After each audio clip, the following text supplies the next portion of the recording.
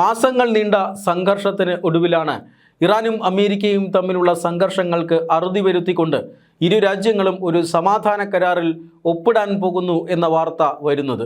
കഴിഞ്ഞ കുറേ നാളുകളായി അമേരിക്ക ഈ സമാധാന കരാറിനെ കുറിച്ച് പറയുന്നുണ്ട്. പക്ഷേ അപ്പോഴും ഇറാൻ ഇങ്ങനെ ഒരു സമാധാന കരാറിനെ കുറിച്ച് സ്ഥിരീകരണം നൽകാൻ ഒരുക്കമായിരുന്നില്ല. എന്നാൽ ഇപ്പോൾ ഇറാനും 19-ന് സമവായ കരാർ അല്ലെങ്കിൽ സമാധാന കരാർ ഒപ്പിടും എന്ന സൂചന നൽകി കഴിഞ്ഞിരിക്കുന്നു. എന്ന് പറഞ്ഞാൽ അമേരിക്കയും ഇറാനും ഒരുപോലെ സമാധാന ഉടമ്പടികളിലേക്ക് എത്തിയിട്ടുണ്ട് എന്നതിൻ്റെ സൂചന ഒരുപോലെ നൽകുകയാണ്. ഇത് തീർച്ചയായും പശ്ചിമേഷ്യൻ സംഘർഷത്തിൽ ആശങ്കപ്പെട്ടിരുന്നവരെ സംബന്ധിച്ചിടത്തോളം വലിയ ആശ്വാസം നൽകുന്ന വാർത്തയാണ്. പശ്ചിമേഷ്യൻ സംഘർഷത്തിൻ്റെ ഏറ്റവും പ്രധാനപ്പെട്ട പ്രത്യേകത എന്നത് ഗൾഫ് രാജ്യങ്ങൾ ആക്രമണത്തിൻ്റെ നിഴലിലായിരുന്നു എന്നുള്ളതാണ്. രണ്ടാമത്തെ കാര്യം ഹോർമൂസ് കടലിടുക്കിലെ പ്രതിസന്ധിയാണ്. ലോക എണ്ണ വ്യാപാരത്തിൻ്റെ ഏതാണ്ട് 1/5 നടക്കുന്നത് ഹോർമൂസ് കടലിടുക്കിലൂടെയാണ്. അവിടെ അടഞ്ഞു കിടക്കുന്നത്, അതുവഴി കപ്പലുകൾക്ക് പോകാൻ കഴിയാത്തത് വലിയ ഊർജ്ജ പ്രതിസന്ധി പല രാജ്യങ്ങളിലും ഉണ്ടാക്കി. ഇന്ത്യ അടക്കമുള്ള പല രാജ്യങ്ങളിലുണ്ടാക്കി. അതുകൊണ്ട് തന്നെ പശ്ചിമേഷ്യൻ സംഘർഷം അവസാനിക്കാൻ പോകുന്നുവെന്ന വാർത്ത പ്രത്യാശയോടുകൂടിയാണ് എല്ലാവരും കാണുന്നത്. അമേരിക്കയും ഇറാനും ഒരേ സ്വരത്തിൽ തന്നെ തങ്ങൾ സമാധാനത്തിലേക്ക് പോവുകയാണ് എന്ന് അറിയിച്ചിരിക്കുന്നു. പക്ഷേ അപ്പോഴും ഇവിടെ മറ്റൊരു പ്രശ്നമായി മാറുന്നത് ഈ സമാധാന ഉടമ്പടിയെ ഇസ്രായേൽ തള്ളുന്നു എന്നുള്ളതാണ്. അമേരിക്കയും ഇറാനും തമ്മിൽ ഉണ്ടാക്കിയ സമാധാന ഉടമ്പടിയിൽ ഞങ്ങൾ കക്ഷികളല്ലെന്നും അതുകൊണ്ട് തന്നെ ഇക്കാര്യത്തിൽ ഞങ്ങൾക്ക് യാതൊരു ഉത്തരവാദിത്വവുമില്ല എന്നുമാണ് ഇപ്പോൾ ഇറാൻ പറയുന്നത്. കാരണം യുദ്ധം നിർത്താൻ ആഗ്രഹിക്കാത്ത ഒരു രാജ്യമാണ് ഇസ്രായേൽ. ഇറാന് ഇപ്പോഴും അതിമാരകമായ സൈനിക ശേഷി ഉണ്ടെന്നും ആക്രമണത്തിലൂടെ ആ സൈനിക ശേഷി ഇല്ലാതാക്കണമെന്നും ഇല്ലെങ്കിൽ അവർ ഇനിയും ഇസ്രായേലിനെ പോലെയുള്ള രാജ്യങ്ങൾക്ക് ഭീഷണിയായി മാറുമെന്നുമാണ് ഇസ്രായേൽ പറയുന്നത്. അതുകൊണ്ട് അമേരിക്കയും ഇറാനും തമ്മിലുണ്ടാക്കിയ സമാധാന കരാറിൽ തങ്ങൾക്ക് വിശ്വാസമില്ലെന്നും തങ്ങൾ ലെബനനിൽ ആക്രമണം തുടരുമെന്നുമാണ് ഇപ്പോൾ ഇസ്രായേൽ പറയുന്നത്. ഞങ്ങൾ അമേരിക്കയോട് നന്ദിയുള്ളവരാണ്. അമേരിക്കയും ഞങ്ങളും വളരെ മികച്ച സുഹൃത്തുക്കളായിരിക്കാം. പക്ഷേ അമേരിക്കയുടെ സാമന്ത രാജ്യമല്ല നമ്മൾ ഇവിടെ ഇസ്രായേൽ എന്ന് പറയുന്നത് ഒരു ബനാന റിപ്പബ്ലിക് അല്ല.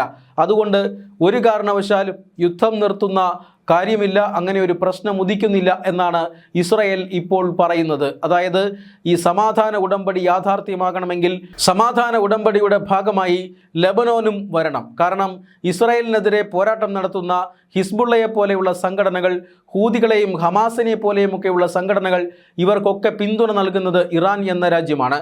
ഇറാൻ്റെ പ്രോക്സി സംഘമാണ് ഹിസ്ബുള്ള. അതുകൊണ്ട് തന്നെ സമാധാനത്തിൽ ഒപ്പിടണമെങ്കിൽ തീർച്ചയായും ഹിസ്ബുള്ളയ്ക്കെതിരെയുള്ള ഇസ്രായേലിൻ്റെ ആക്രമണം നിർത്തണം എന്ന് ഇറാൻ പറയുന്നുണ്ട്. എന്നാൽ അതാണ് ഇപ്പോൾ ഇസ്രായേൽ എതിർക്കുന്നത്.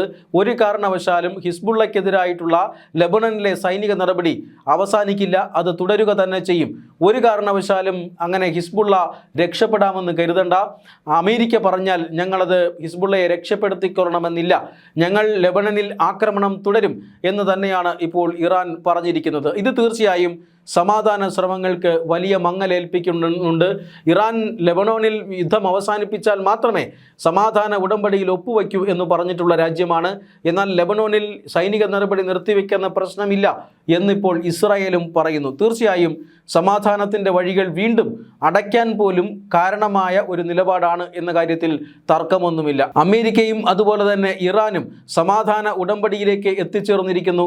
സമാധാനത്തിൻ്റെ ഭാഗമായിട്ടുള്ള നടപടിക്രമങ്ങൾ ഇരു രാജ്യങ്ങളും ചെയ്യാൻ ആരംഭിച്ചിരിക്കുന്നു.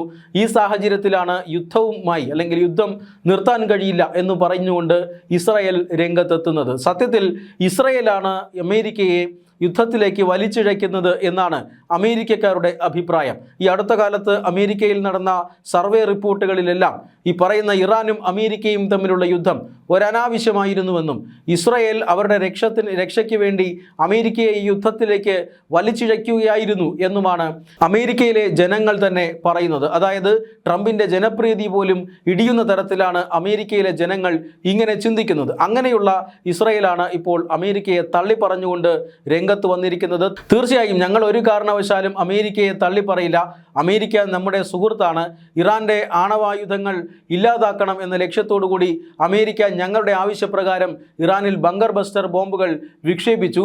പക്ഷേ ഇപ്പോൾ ഇങ്ങനെ യുദ്ധം നിർത്തി പോണം എന്ന് പറഞ്ഞാൽ ഒരു കാരണവശാലും അംഗീകരിക്കാൻ കഴിയില്ല. ഇറാനെ സംബന്ധിച്ചിടത്തോളം അവരുടെ സുരക്ഷ വളരെ പ്രധാനപ്പെട്ടതാണ്.